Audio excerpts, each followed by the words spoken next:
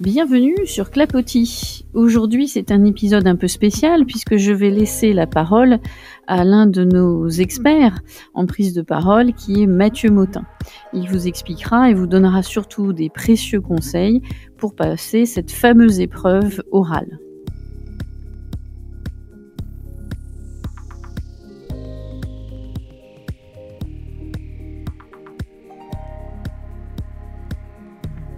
Tout bon podcast commence avec un petit plan de vol. Dans un premier temps, nous verrons que faire en termes de préparation avant la prise de parole. Que ce soit 3 mois avant, 3 semaines avant, 3 jours avant, 3 heures avant. Toute cette phase traitera de la préparation. Puis nous irons sur l'attitude à avoir lors de votre prise de parole. Que ce soit sur l'explication de texte, les questions de grammaire et enfin l'entretien que vous aurez avec le jury. Et puis nous conclurons par les petits conseils. Alors des petits trucs et astuces que j'ai moi-même développés sur le terrain et qui à coup sûr ont toujours fait leurs preuves.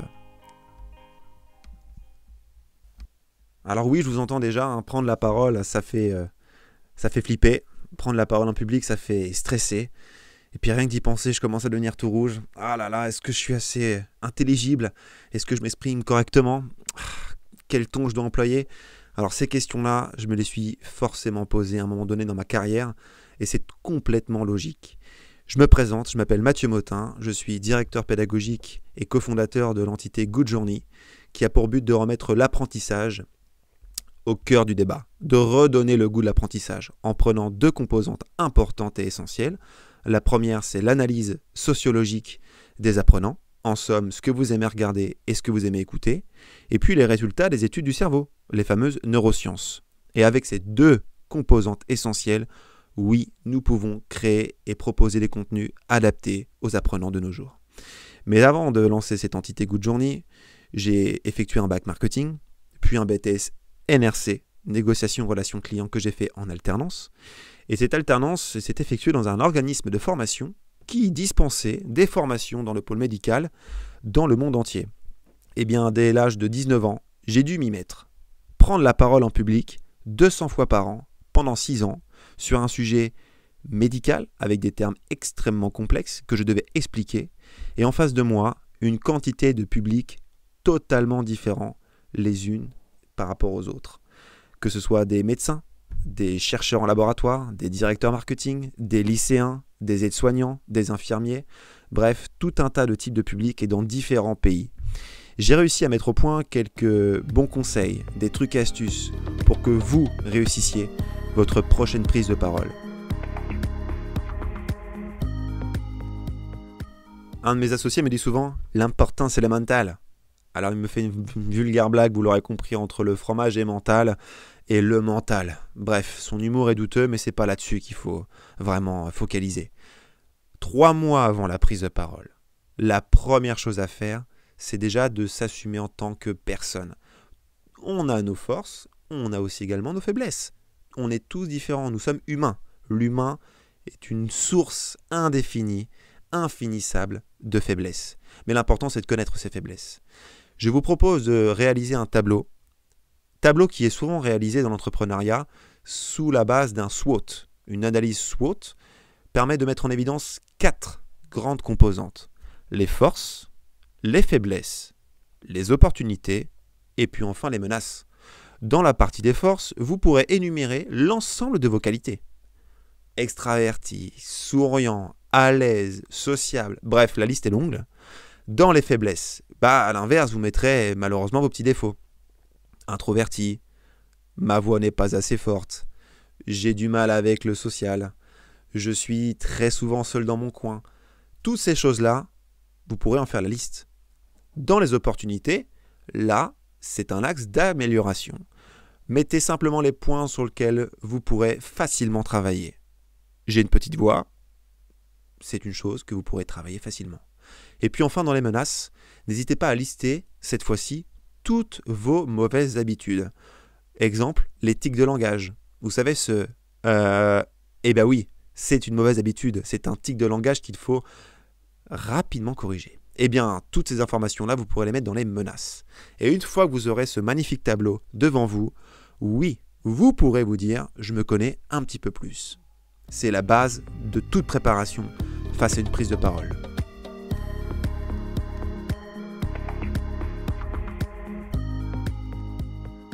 Trois semaines avant l'oral. Alors 3 semaines avant l'oral, le stress commence un peu à monter. C'est normal. On commence déjà à trouver le sommeil difficilement. On commence à imaginer le pire. Alors, le pire, c'est simple. Ça peut être une tornade qui arrive pendant que vous êtes en train de faire votre prise de parole et ça emporte le jury. Et le jury ne peut pas vous mettre la note et vous n'avez pas votre oral. Bon, je vous rassure, en France, on est très peu embêté par les tempêtes. Par contre, c'est le stress. Et ça, le stress, c'est plus probable qu'une tempête. Pour éviter le stress, 3 semaines avant l'oral, voilà mon petit conseil. Votre prise de parole va être sur un sujet que vous connaissez.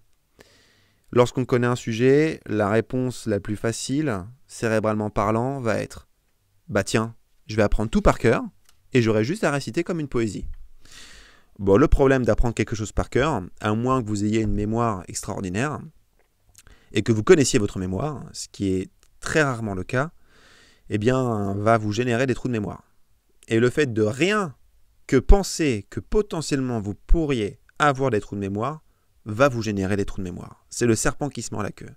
Le conseil, 3 semaines avant de faire votre prise de parole, est tout simplement sur une feuille de papier ou sur votre ordinateur, de vous mettre les points importants à garder en tête, une sorte de trame. Cette trame devra respecter l'ensemble des points développés dans votre prise de parole de manière complètement chronologique.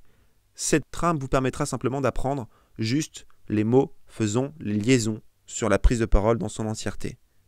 On n'apprend pas un texte en entier, on apprend des points clés. Et ces points clés, vous le verrez, vous permettront d'une part d'être un peu plus à l'aise dans votre prise de parole, vous permettront d'avoir ce qu'on appelle le droit à l'erreur. Oui, vous avez le droit de bafouiller, vous avez le droit de dire « Ah, excusez-moi, je m'égare, je reprends mes propos ». Cette trame vous permettra, vous verrez, de minimiser les pertes de mémoire, tout simplement.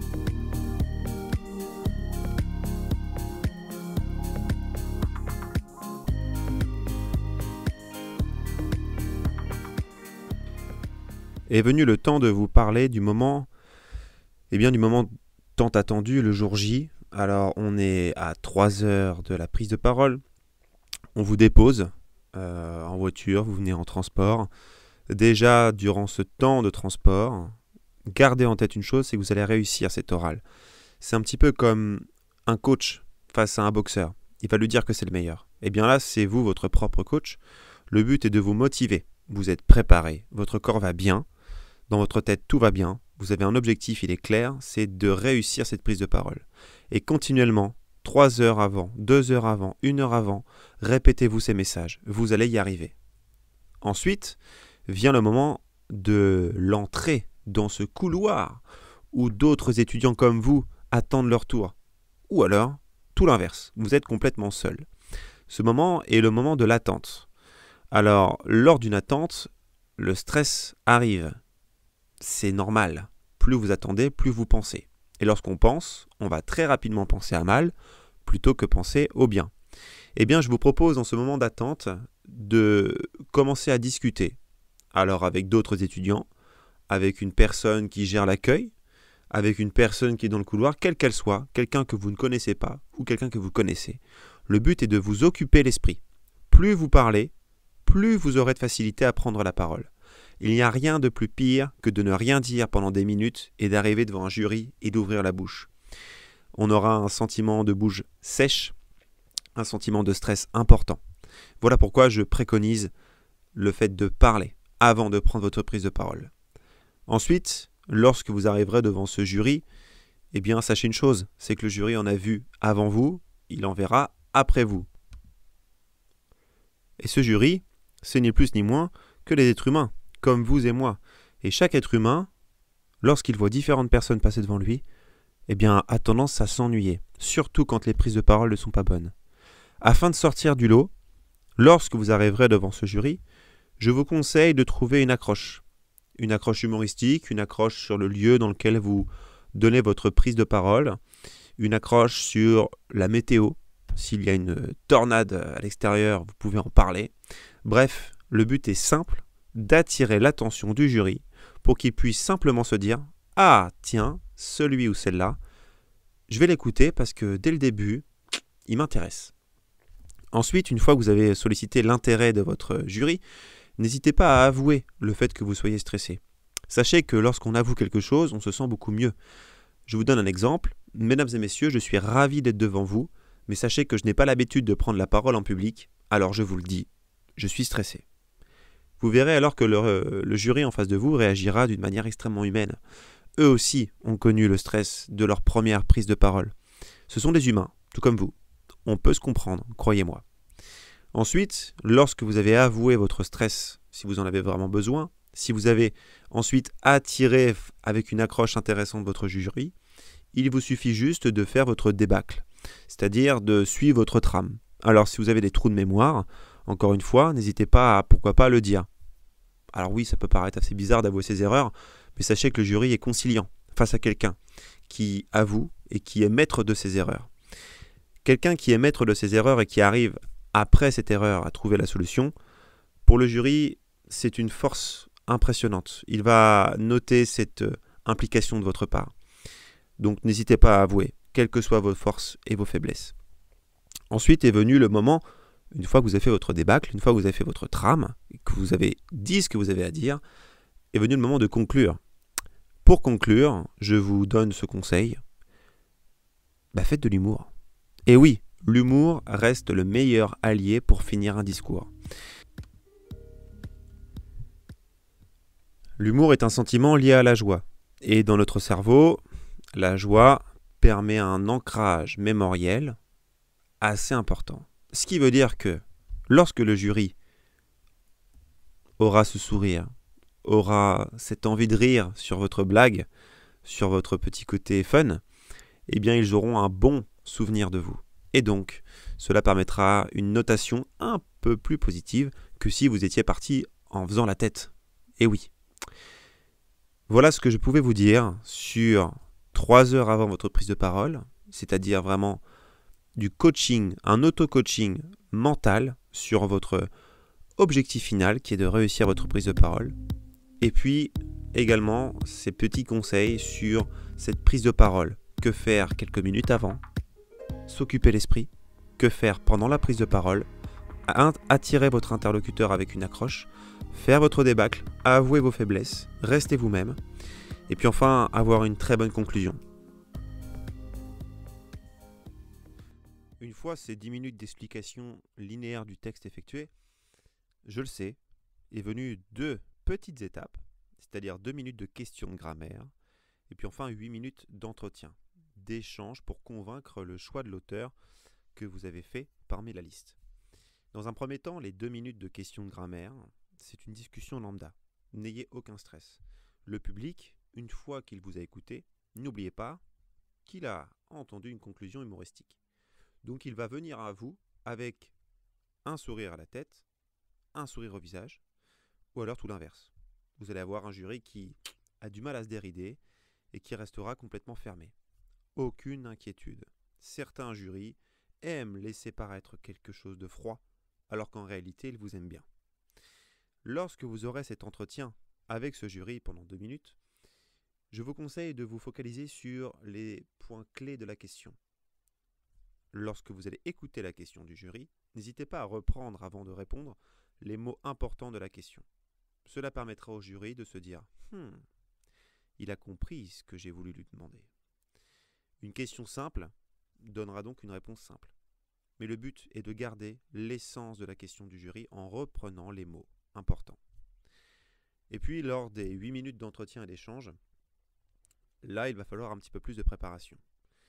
Si vous avez choisi l'œuvre que vous avez décidé de défendre, l'œuvre que vous avez décidé d'expliquer durant les 10 minutes de présentation, eh bien, je vous conseille de créer une petite fiche note sur les avantages, les points positifs, bref, ce qui vous a convaincu sur l'œuvre que vous avez choisie. Il faut vraiment que, lorsque vous choisissiez cette œuvre, que celle-ci vous parle vraiment à titre personnel. Vous verrez que pour défendre cette œuvre, si celle-ci vous parle, vous aurez une facilité déconcertante. Rien de pire que de prendre quelque chose qui ne vous ressemble pas. Cela paraîtra complètement faux, à moins d'être un excellent acteur. Les conseils pour ces 2 minutes de questions et ces 8 minutes d'entretien, c'est à la fois une préparation pour avoir une réponse la plus facile possible, mais surtout se concentrer sur les mots importants des questions afin de pouvoir les reprendre et de ne pas faire d'hors-sujet.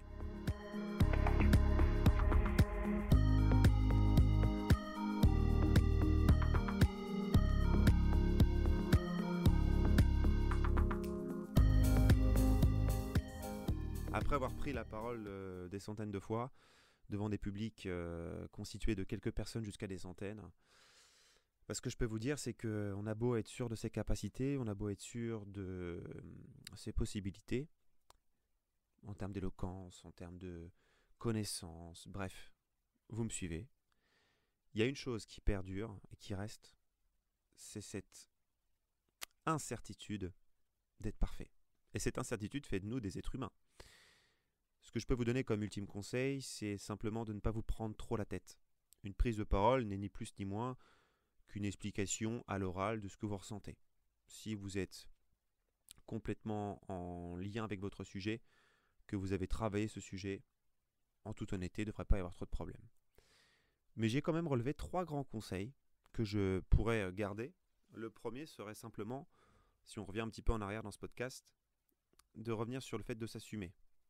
Le fait de s'assumer, le fait de s'auto-analyser, de connaître ses forces et ses faiblesses. Le deuxième conseil serait surtout cette préparation mentale, le fait de se rassurer, de se motiver. Et puis, si je devais garder un dernier conseil, une fois que on s'est auto-analysé, une fois que mentalement nous sommes prêts, je dirais tout simplement le fait de s'exercer. Et oui, ça peut paraître bête, mais pour savoir prendre la parole en public, il ne faut pas hésiter à tout simplement parler. Je vous remercie pour votre attention, je vous souhaite tout le meilleur pour vos futures prises de parole en public ou vos futures prises de parole quelles qu'elles soient, qu'importe la situation, qu'importe l'environnement. J'espère que ces conseils vous serviront. Merci à tous.